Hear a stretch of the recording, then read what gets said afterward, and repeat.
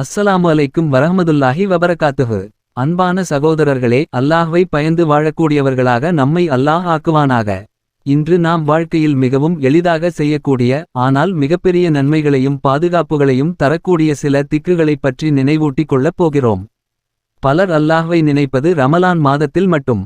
ஆனால் ஒரு முஃமினின் வாழ்க்கை முழுவதும் அல்லாஹ்வை நினைவுகூரும் வாழ்க்கையாக இருக்க வேண்டும். காலை எழுந்ததும் அல்லாஹ்வை நினைக்க வேண்டும், இரவு படுக்கும் முன்பும் அல்லாஹ்வை நினைக்க வேண்டும்.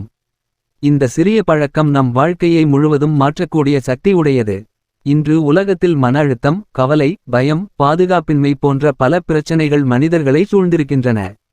இதற்காக சிலர் தியான மையங்களுக்கு சென்று பெரிய கட்டணங்கள் செலுத்தி அமைதியை தேடுகிறார்கள். ஆனால் ஒரு முஃமினுக்கு அதற்கெல்லாம் தேவையில்லை. அமைதி தரக்கூடிய மிகப்பெரிய மருந்து அல்லாஹ்வின் திக்ர் தான். அல்லாஹ் கூறுகிறான், அல்லாஹ்வை நினைப்பதால் தான் இதயங்கள் அமைதியை அடைகின்றன. எனவே நம் வாழ்க்கையில் திக்ரை அதிகப்படுத்த வேண்டும். முதலில் காலை எழுந்தவுடன் சொல்ல வேண்டிய ஒரு முக்கியமான வார்த்தை இருக்கிறது. அது மனிதனை கண் பார்வையால் ஏற்படும் தீங்குகளிலிருந்து பாதுகாக்கும். நாம் உலகத்தில் பார்க்கிறோம். ஒருவரின் அழகு, வீடு, வாகனம், உடை போன்றவற்றை பார்த்து சிலர் ஆச்சரியப்படுவார்கள். அந்த ஆச்சரியம் சில நேரங்களில் கண்பாடாக மாறிவிடுகிறது. நபி முஹம்மது ஸல்லல்லாஹு அலைஹி வஸல்லம் அவர்கள் ஒரு நிகழ்வின் மூலம் நமக்கு ஒரு பாடம் கற்றுத்தந்தார்கள். ஒருவர் மற்றொருவரின் அழகை பார்த்து ஆச்சரியப்பட்டபோது அவர் உடனே மயங்கி விழுந்தார். அப்போது நபி அவர்கள் கூறினார்கள், நீங்கள் ஏதாவது பிரமிப்பை தரக்கூடியதை பார்த்தால் ما شاء الله لا قوة إلا بالله ما شاء الله لا قوة إلا بالله என்று சொல்லுங்கள் என்று. இந்த வார்த்தை கண்பாடிலிருந்து பாதுகாப்பாக இருக்கும். இரண்டாவது காலை சொல்ல வேண்டிய திக்ர். حسبنا الله ونعم الوكيل حسبنا الله ونعم الوكيل. இதன் அர்த்தம் என்னவென்றால், அல்லாஹ் எங்களுக்கு போதுமானவன், அவன் சிறந்த பாதுகாவலன்.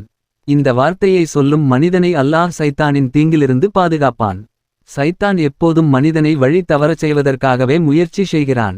நம் தொழுகையை தள்ளிப் போடச் செய்யவும், நல்ல செயல்களில் இருந்து தடுக்கவும் அவன் முயற்சி செய்கிறான். எனவே அவனுடைய தீங்கிலிருந்து பாதுகாப்பு பெற இந்த திக்ரை சொல்ல வேண்டும். மூன்றாவது, திருக்குரானில் வரும் ஒரு வசனத்தின் பகுதி. அது وأفوض أمري إلى الله وأفوض أمري إلى الله. முற்றுப்புள்ளி. இதன் பொருள் என்னவென்றால், என் எல்லா காரியங்களையும் அல்லாஹ்விடம் ஒப்படைக்கிறேன் என்பதாகும். இந்த வசனத்தை ஒருவர் சொல்லும்போது மனிதர்களிடமிருந்து வரும் தீங்குகளிலிருந்து அல்லாஹ் அவரை பாதுகாப்பான். இன்று நம் பிள்ளைகள் பள்ளி, கல்லூரி, வேலை, வெளிநாடு என்று பல இடங்களுக்கு செல்கிறார்கள்.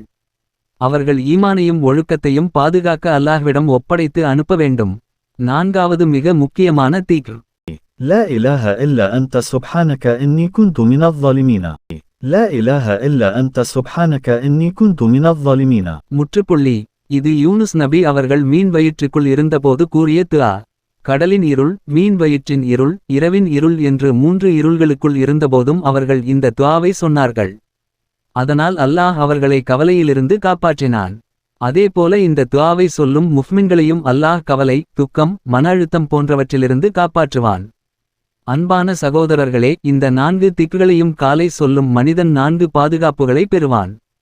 கண்பாடிலிருந்து பாதுகாப்பு, சைத்தானின் தீங்கிலிருந்து பாதுகாப்பு, மனிதர்களின் தீங்கிலிருந்து பாதுகாப்பு, கவலை மற்றும் துக்கத்திலிருந்து விடுதலை. இப்போது இரவு படுக்கும் முன் செய்ய வேண்டிய ஒரு அமலை பார்க்கலாம். நபி ஸல்லல்லாஹு அலைஹி வஸல்லம் அவர்கள் தமது மகள் பாத்திமா ரலியல்லாஹு அன்ஹாவுக்கும் அலி ரலியல்லாஹு அன்ஹுவுக்கும் ஒரு மிகப்பெரிய மருந்தை கற்றுக் கொடுத்தார்கள். வீட்டு வேலைகளால் பாத்திமா ரலியல்லாஹு அன்ஹா மிகவும் களைப்பாக இருந்தார்கள். அப்போது நபி அவர்கள் கூறினார்கள், நீங்கள் படுக்கும் முன் 33 سبحان الله தடவை 33 தடவை الحمد لله الله أكبر 34 தடவை சொல்லுங்கள் என்று. இது உடல் களைப்பையும் மனசோர்வையும் நீக்கும் என்று நபி அவர்கள் கூறினார்கள்.